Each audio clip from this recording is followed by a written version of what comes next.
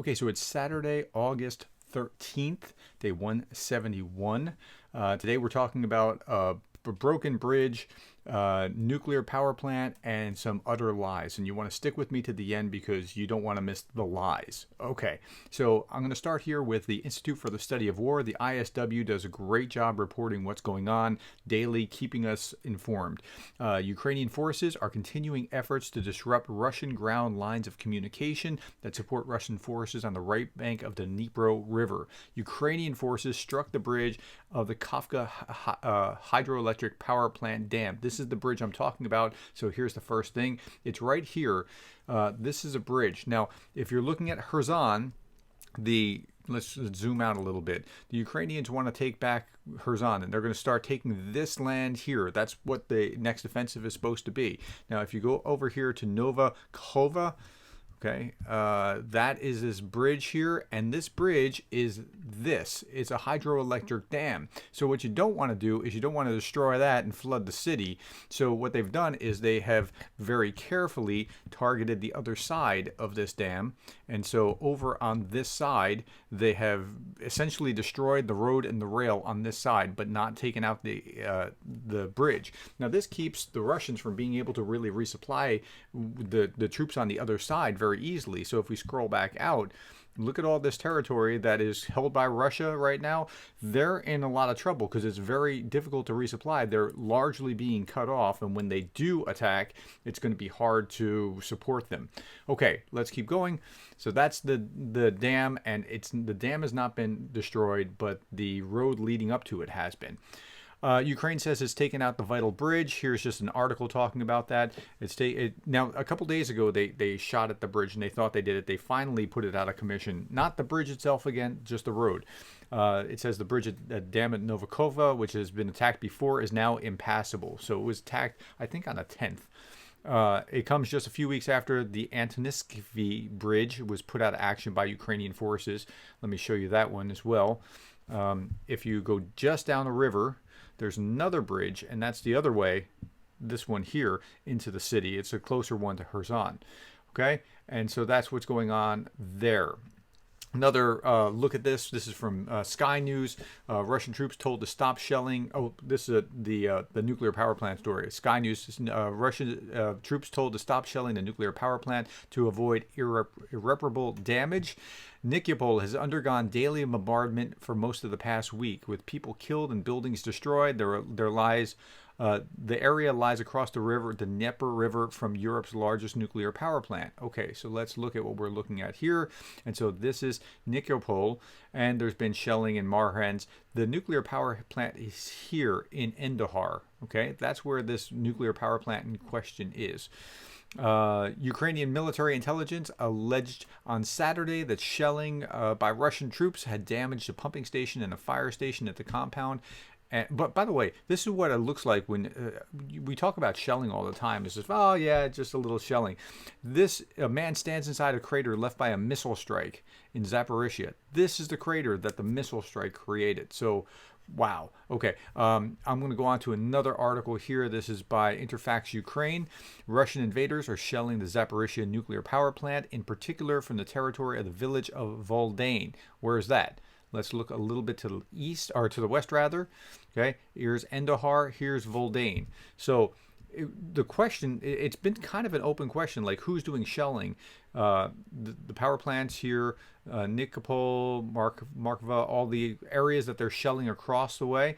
Like, we've been told, well, Russia's saying, well, Ukraine's shelling the power plant, and they really don't have a reason to shell a nuclear power plant because that blast will go out in a range of 10, 20, 30 miles of immediate damage, and then another, 100 miles of radiation that will spread and blow into all parts of Ukraine, even parts of Russia. They really don't want to blow up their own power plant.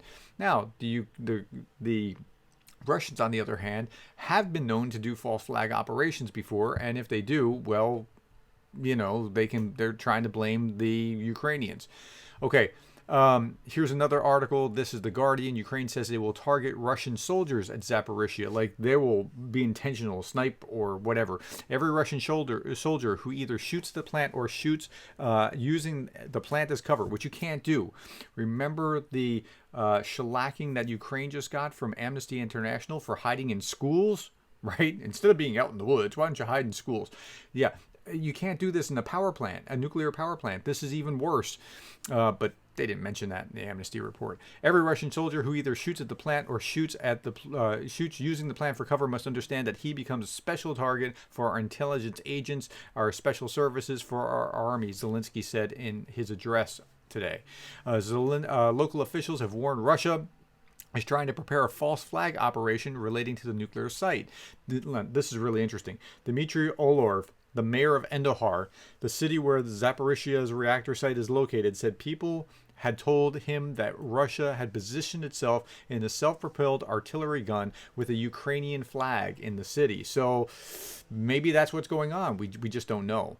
Okay, moving on to a different story. The West does not want Russia partying in the streets of Europe. They've been talking about a visa ban of Russians in Europe. And so I get what they're trying to do, and I appreciate what they're trying to do, but there's another side to the story that I want to highlight here. So thousands of Russians have flocked to Europe on short-term visas since the country invaded Ukraine. Now, some European politicians are calling to an end to short-term visas. Zelensky was talking about this just the other day. Countries including Ukraine, Estonia, Latvia, Finland, Czech Republic have called for this. Estonia was leading the charge. The Estonian Prime Minister was saying on Twitter, visiting Europe is a privilege, not a human right. And Estonia, Latvia, and Lithuania are really hawkish about Russian aggression because they were overrun by the Soviets and they don't want to see this happen again. Now, this is what I want to show you as the other side of the story, because I was thinking like, yeah, that's right. You know, keep them out. Like, if they're going to be doing this, they shouldn't have the privilege of doing that. Now, this is what slightly changed my mind, perhaps, or has made me want to think more about it. The proposal has also set off a heated debate among Russians, including vocal opponents of the war, often living in exile in Europe, about how the ban could mark a step toward isolation. I'm not worried about the step toward isolation, but I don't want proponents of the war who have to have fled so they can kind of explain what's going on and put out, you know, I don't want loyal opposition to be then sent back to Russia where they're going to face 15 years. So that's the issue that makes me want to stop and reconsider this. I don't want the partying in the streets, but I don't want that. So okay, now we're going to turn our attention to the lies portion of this. Remember, we said we were going to talk about the bridge, the nuclear power plant, and lies. So here's some fun. This is RT, and RT always provides us with some mythical thinking about what's going on in Ukraine. So RT is Russia Today, and you can watch it live and just raise your blood pressure. The West will brush Ukraine biolab allegations under the carpet, just like those of Kosovo organ trafficking. Okay, so there is a fascinating thing here. It's called NewsGuard, and NewsGuard has isolated 50 some odd myths, and I'm going to talk about this in just a moment, but one of those is the U.S. is developing bioweapons designed to target ethnic Russians, and they're doing it in Ukraine. We'll come to that in a moment. In crisis after crisis, RT says, Western narrative control kicks into overdrive to shift blame, whitewash culprits, or make sure inconvenient lines of questioning are never pursued. They forgot a period here, and that's bad.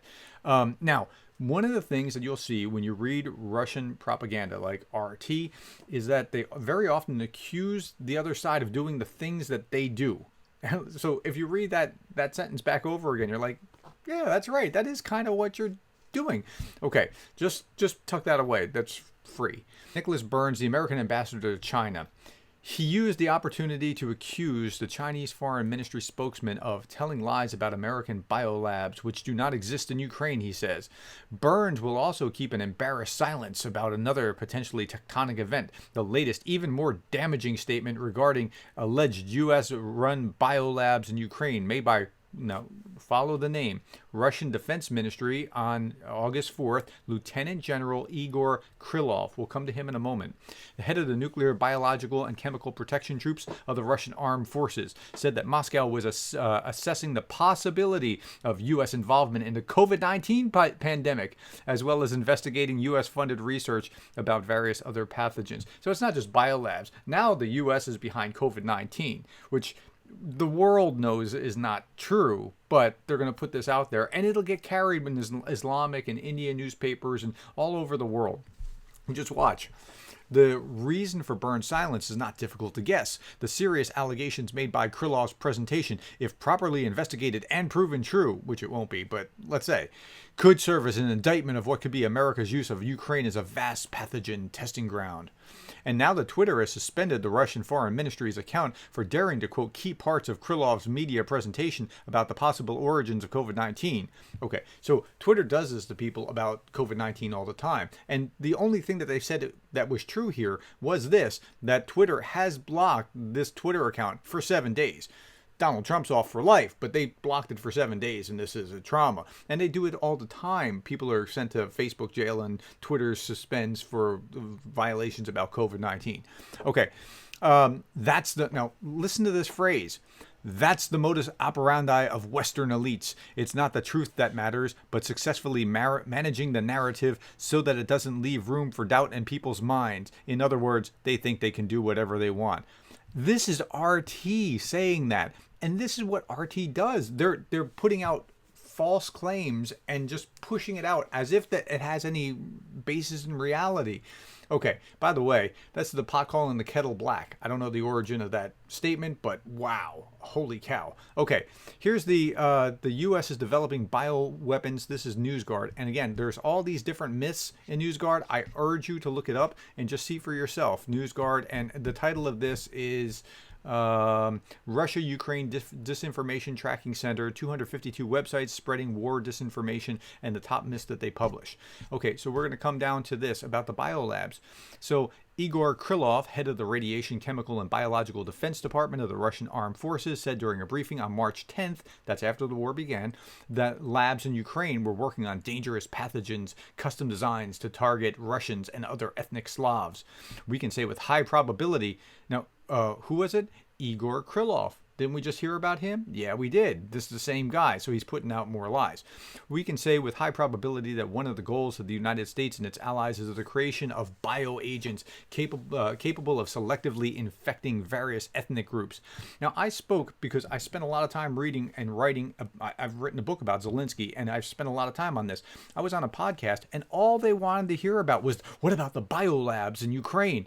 Because they've been fed this Russian propaganda. So it's important to understand that this stuff matters. Like that when RT puts out stupid articles like this, it matters. It's lies. It's part of a propaganda war. There's a military war. There's an economic war, a political war, a propaganda war. And it's all being used simultaneously. Okay, so there's no evidence that the U.S. is developing biological weapons in Ukrainian labs, and you can check to see more about that there. And moreover, experts say that biological agents are simply not capable of targeting specific groups based on their ethnicity. So, okay, last article, more lies. And so it's not so much that this is lies, but the way it's twisted. So we had the Amnesty report last week, and in the Amnesty report, it was very one-sided, very anti-Ukraine, and that's the way the report was designed. And it was like 3 paragraphs at the very end about, like, you know, Russia shouldn't be doing this too, and it got a lot of backlash. But RT ran the report, then RT ran the apology, but they kept saying the pieces of the report that reaffirmed their narrative. So watch this. And then when somebody else quit, they did the same thing and showed the things that supported their narrative. Okay, independent experts will review the bombshell Amnesty International report accusing the Ukraine armed forces of violating humanitarian law following a backlash from Kiev. So here, we're already reinforcing that. We want to understand exactly what went wrong and why in order to learn a lesson and improve our work in the field of human rights, the organization said. Amnesty International noted that its findings were not conveyed with the delicacy and accuracy that are expected. But they go on and talk about they're going to start to support their own position now. The report, Watchdog, also said it did not pay due attention to Russian aggression in violation of international law. On August 4th, now here, they said enough to look like they're balanced, but they're really not. On August 4th, Amnesty released a report that accused Kyiv of a clear violation of international humanitarian law, saying it was putting civilian lives at risk by placing its military assets close to civilian infrastructure. So it's now starting to reinforce that same message. In 22 of the 29 schools visited by Amnesty between April and July, the human rights group said it found evidence of current or prior military activity. And so you're not supposed to do that. And the report was terrible. It was like quoting people who were saying, well, I don't understand. Why are they fighting from the school and not from out in the woods where there are no people? Because they don't want to die. The school building gives them kind of a fortress. There's not kids inside. It was empty. They were just using it as to not get killed.